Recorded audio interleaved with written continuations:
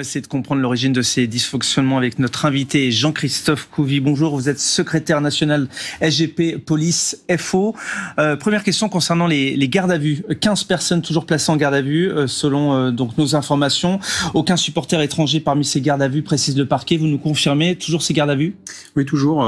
Écoutez, il y a eu quand même des gardes à vue d'anglais, mais qui ont été libérés parce que voilà, les gardes à vue, ça reste pas éternellement.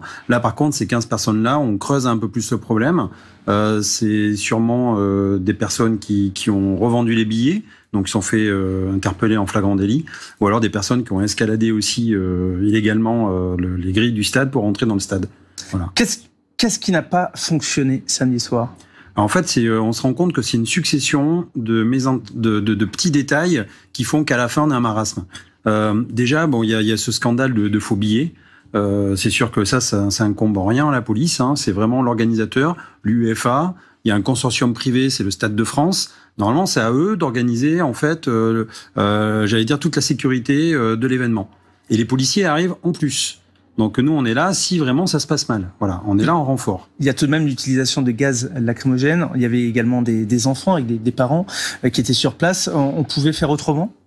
C'est compliqué de faire autrement quand on est débordé. En fait, si vous voulez, quand on a un afflux de personnes comme ça devant les grilles du stade et qu'on ne sait pas démêler qui a des vrais billets, qui a des faux billets et que ça tourne à l'émeute, on appelle les policiers. D'ailleurs, les stadiers étaient complètement dépassés par l'événement. Donc du coup, on a appelé les policiers à la rescousse. Et quand on arrive comme ça, on n'a pas d'autre solution, hélas, c'est de faire place nette. C'est d'évacuer les lieux et donc d'envoyer des gaz lacrymogènes incapacitants pour pouvoir justement essayer après de dégager les gens des grilles. Parce que je sais pas, vous avez vu des images, on voit des supporters qui poussent des grilles, les grilles sont prêtes à tomber et ça aurait pu faire encore plus de blessés. C'est ce que se précisait effectivement Gérald Darmanin lors de cette conférence de presse cet après-midi. Nous sommes Jean-Christophe Couvi, vous nous confirmez effectivement cette nécessité d'intervenir samedi soir.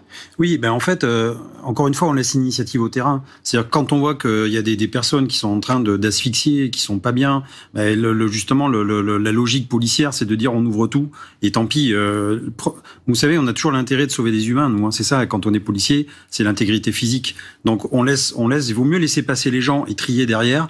Après, effectivement, on voit bien qu'il y a les locaux qui se sont engouffrés dedans. On parle de 300, 400, 500 personnes des cités aux alentours, les francs-1, etc., qui sont venus aussi commettre des larcins, travailler, attaquer des supporters, leur voler des téléphones et des billets. Voilà, ça par contre, c'est ce qui nous peine le plus. J'allais dire, quand on est policier, qu'on accueille des gens qui viennent de l'étranger, et qu'en fait, on voit qu'à la fin, on retient ces images et on se donne une image de la France. J'ai l'impression d'avoir des favelas et d'être à Rio là et qu'on est dépassé. Donc oui, là-dessus, je pense qu'on a un mea culpa à faire, c'est-à-dire mieux prévoir justement des forces civiles, des BAC, pour pouvoir justement venir interpeller ces jeunes, venir casser les groupes en amont. Et avoir des forces en réserve. Là, il nous a manqué vraiment des forces en réserve. Daniel Austin, tout à l'heure, était avec nous sur France Info. C'est un journaliste sportif anglais. Il était présent d'ailleurs au Stade de France. Il a eu des mots assez durs vis-à-vis du ministre de l'Intérieur. Il nous ment, disait-il. On sent bien qu'en Angleterre, cet événement a marqué. Il y a une défiance vis-à-vis de l'État français, notamment du ministre de l'Intérieur. Comment on peut prendre sa défense? Alors les Anglais, on les connaît depuis le Moyen-Âge, donc ce sont nos meilleurs amis. Ils sont souvent là pour nous donner des leçons de vie, de courtoisie. Moi, je veux juste dire qu'en 2021, la finale à Wembley, il y a eu les mêmes problèmes. Il n'y avait pas de Français. Donc c'était bien la police anglaise qui était complètement débordée. Il y avait même des Italiens qui se faisaient molester par des hooligans anglais. La police anglaise, d'ailleurs, je l'ai noté, disait que c'était la honte. Les tabloïds disaient que c'était la honte, une honte et un désastre. Voilà. Donc en fait, ils ont vécu la même chose. Et au lieu de nous apporter peut-être ce supplément d'âme en disant voilà ce qui s'est passé, ce qui pourrait se passer chez vous, non, ils ont laissé faire. Et là, nous, on s'est retrouvés avec des choses qu'on ne maîtrise pas parce qu'on n'a pas l'habitude d'avoir autant de supporters comme ça devant un stade sans billets. Et en fait, c'est une vieille habitude anglaise. On vient faire la fête, on vient boire des bières devant le stade, on s'agglutine et après les gens rentrent. Voilà. L'autre dernière question vous concernant, Jean-Christophe Couvi, pour la police, il faudra tirer quand même les leçons de tout cela. Il y a 2 événements très importants qui vont être organisés, rugby dans un an, et puis cette Coupe du Monde, et puis ensuite les Jeux Olympiques. Il va falloir effectivement mettre tout cela sur la table. Oui, alors moi je suis pas inquiet parce que, alors vous voyez, pour des matchs comme ça, effectivement, on a des fiches réflexes, on sait comment gérer des matchs comme ça. Après, ce qu'on sait pas gérer, c'est des imprévus. Et là, on apprend toujours de nos erreurs.